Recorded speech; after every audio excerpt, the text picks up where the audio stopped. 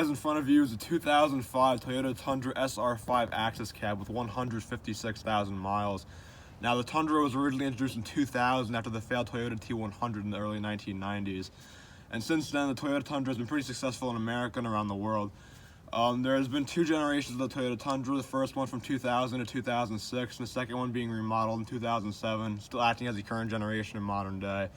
There was a 2014 facelift to kind of rejuvenate the new Tundras. However, they are still in lieu of a new redesign. And aside from the Toyota Tundra, Toyota also has a little pickup truck known as the Toyota Tacoma, which is a very successful small truck that competes with the Ford Ranger and the Chevy Colorado.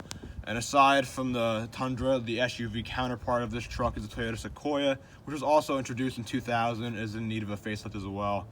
And within this video, I'll be taking you around the Tundra, showing off its ruggedness and scoring it on the lemon list and seeing where it falls. Stay tuned.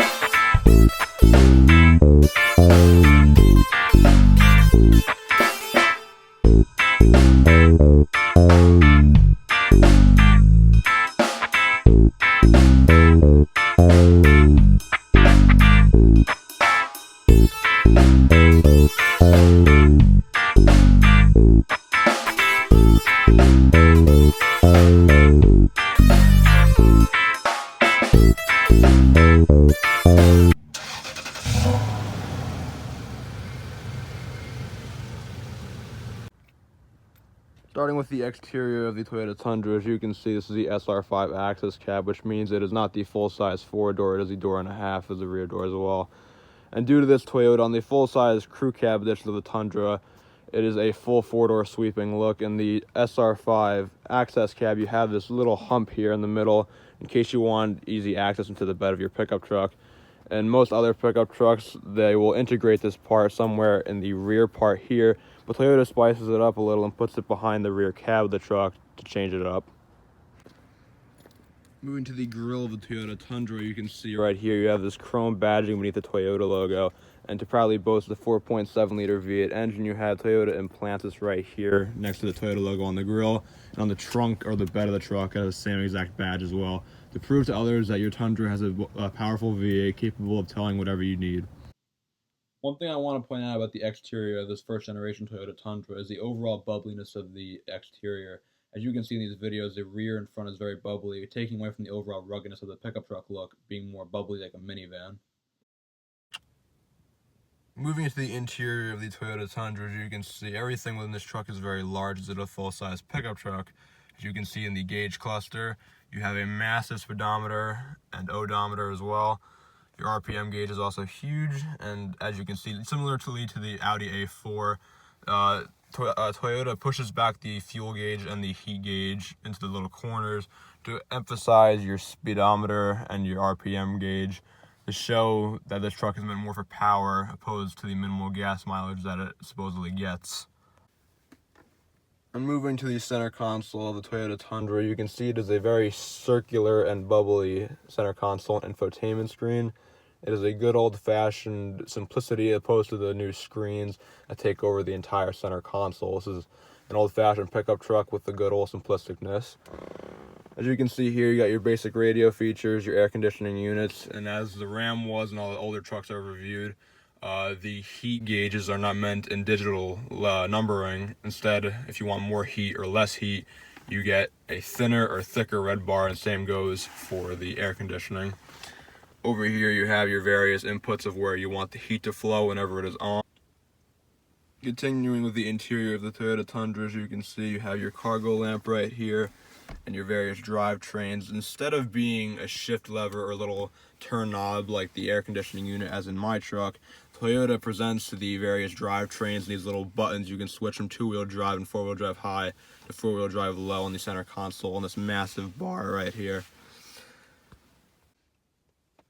One odd little feature within the interior of the Tundra, as you can see, it is currently, everything is tucked away and flushed into the main center console. However, if you have beverages and need to store them, open up this little lid and a cup holder disposes and even elevates for you when you pull it out.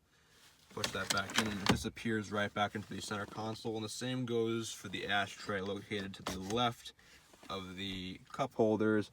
And you get this massive ashtray in your Tundra, accompanied with the cigarette lighter in case you desire to smoke in the interior of your Tundra. Moving along here, you have this little center storage unit, a little deep. It's connected to the center console, unlike some trucks where it is open like a minivan. However, this one is connected like my own. And aside from this main storage pocket right here on the bottom gap, you have two little slots or something like booklets, as you can see here in the interior of the Tundra. Continuing along the center console of the Toyota Tundra, as I mentioned, the two cup holders right here. Toyota presents you not with two, but with 4 cup holders in the front 2 seats in case you and your passengers are extra thirsty, or your rear passengers want to hold it up here instead of being in the back. As well as the 4 cup holders, Toyota presents you with a center console. It's not massive for a pickup truck, but still can hold a decent amount of space. You have a little unit up top right here with 3 coin slots. Nickels, dimes, and quarters. Toyota feels like pennies are not important and they don't give you a slot for them, but nonetheless they give you spots for all your other coins. One cool thing about the center console as well, aside from this little opening right here, open it here and you have a deeper center console to store your other amenities within your interior. And with everything else, Toyota presents you with a lot of space, as it is a full-size pickup truck and has a plethora of storage for whatever you need to haul. And comfort-wise in Toyota Tundra, on the SR5 package, Toyota presents you with these massive cloth seats, which are pretty comfortable. You kind of sink into them when you're driving. And for the most part, they're pretty comfortable. They're silky, they're smooth. If you're going on a long road trip or you're hauling something for a long time, Toyota wants to make sure that you are comfortable along your journey, and they do a pretty good job with that with their seats in the Toyota Tundra. And as I mentioned before, this Tundra is the access cab, otherwise known as the double cab, that has the half door for the rear instead of the full 4 door.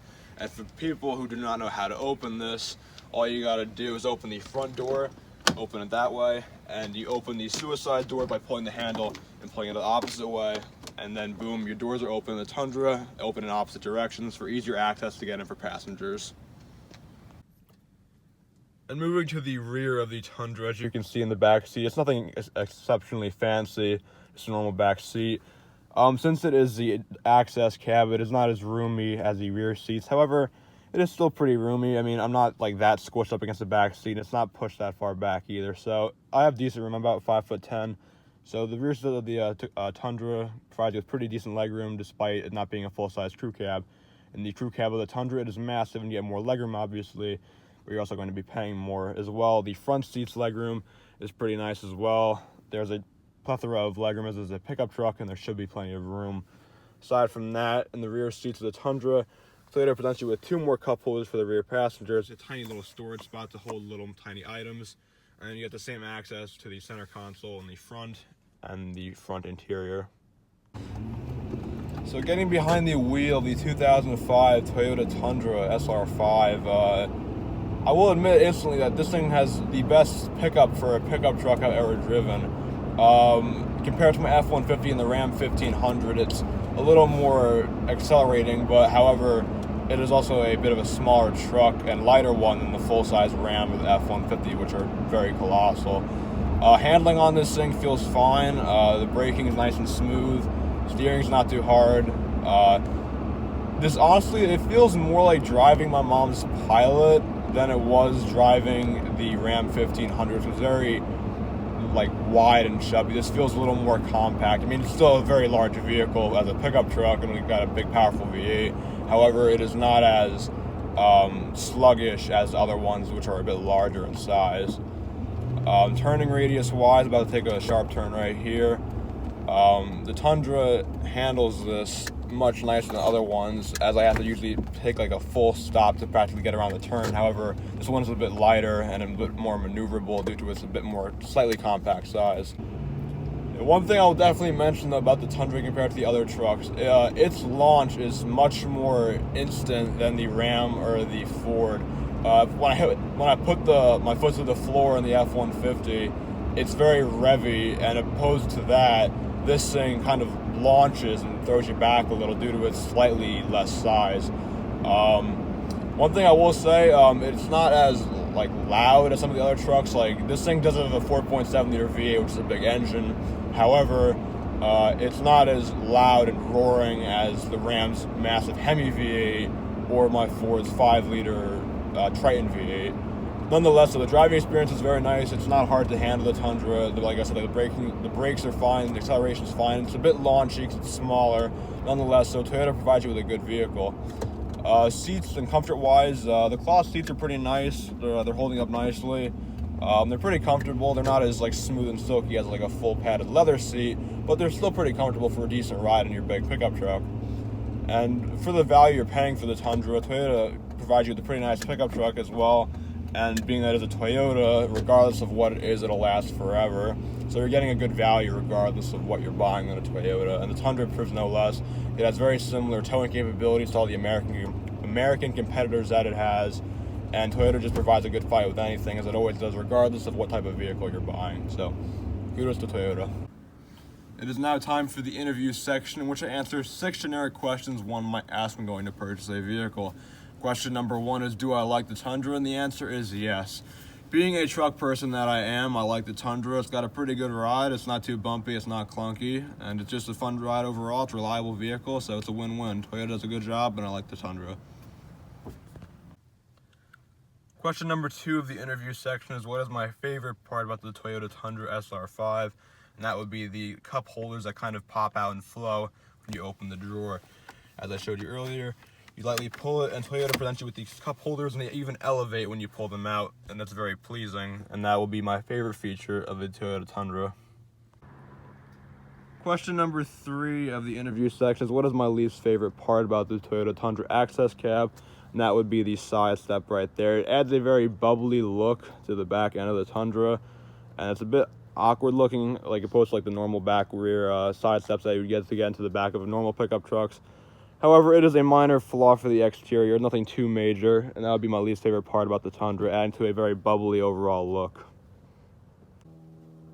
Question number 4 of the interview section is, what is the most outlandish part of the Toyota Tundra? And that would have to be the center console, which opens in 2 opposing directions, as you can see here.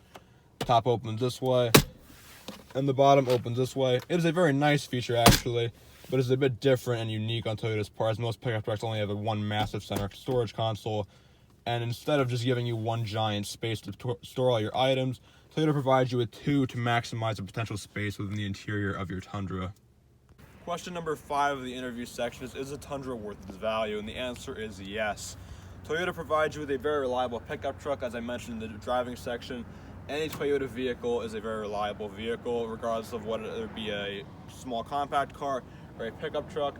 Modern Tundras start in the low 40s to mid 40s for a decent addition of the pickup trucks for a access cab nowadays. This one will probably run you about $9,000-$10,000, which isn't bad for a pickup truck that can go 200,000 miles easily without giving you too much of a hassle. So yes, the Tundra is worth its value. And question number 6 of the interview section is, would I ever want/own the 05 Tundra? And the answer is no. Although I do like the Tundra, I am not a very big fan of the overall look of this Tundra. The modern Tundras are very nice, like the redesigned 2014 ones are very nice. However, I would not want to own this particular generation, but maybe a more refurbished and later generation I would consider purchasing. Nonetheless, the Tundra is a very reliable vehicle though, so nothing against the Tundra overall. I would just not want it personally. Now that we've evaluated the Toyota Tundra's individual quirks and characteristics, it is now time to evaluate it and see where it falls on the lemon-less scoring scale. Before I begin, I'd like to thank my friend Chase for letting me borrow his truck for the production of this video, and as always, I'd like to thank my friend Omer for helping me edit this video. On with the scoring.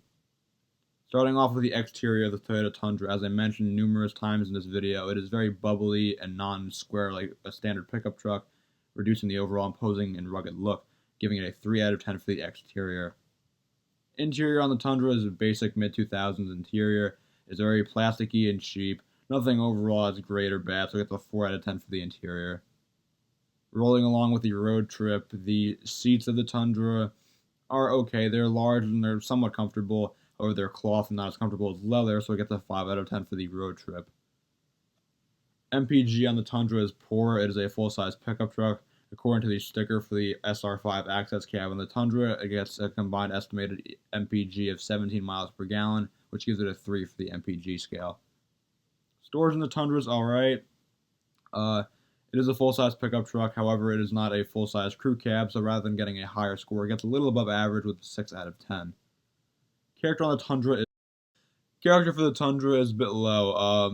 It is not a very thrilling ride. It is a very bubbly and small pickup truck for its full size. So nothing too thrilling, so we get the 3 out of 10 for the character. Wishlist on the Tundra is okay. It has certain features that are nice. However, I wouldn't mind having a sunroof, better tech, the full-size four-door, leather seats, and a non-bubbly look. So it gets a 5 out of 10 for the wish list. Handling on the Tundra is alright for a full-size pickup. It handles better than the Ram and the F-150. It's a bit more maneuverable due to its smaller size and quick engine, so it gets a 5 out of 10 for the handling. Excitement on the Tundra is also low. It is a bubbly, ugly pickup truck from the early 2000s, so it gets a 3 out of 10 for the excitement. Nothing too thrilling. Stupidity on the Tundra is not that bad, although it is a bit odd looking. That doesn't reduce the score that much. Aside from its overall ugly exterior, nothing really lacks in the Tundra, so it gets a 7 out of 10 for the stupidity. And similarly to the price, although it is not the best looking truck, you are going to get an extremely reliable vehicle since it is a Toyota. You're going to get a lot of power since it has a big 4.7 liter V8. So you're getting a lot for your buck, and it gets a 7 out of 10 for the price. Engine responsiveness on the Tundra is a bit better than the standard pickup truck. It's a bit launchy at first due to its large engine and a smaller frame. However, it is not quick by any means. I got the 4 out of 10 for the engine responsiveness. And overall amenities on the Tundra is a bit poor. Like I mentioned, it is the SR5 model, so you're not getting leather seats, a sunroof, full-size four-door crew cab, or more better handling and overall ride quality. So it gets a 4 out of 10 for the overall amenities. Add all those together, you get a grand total of 59 out of 130. Divide that by 13 is 4.54.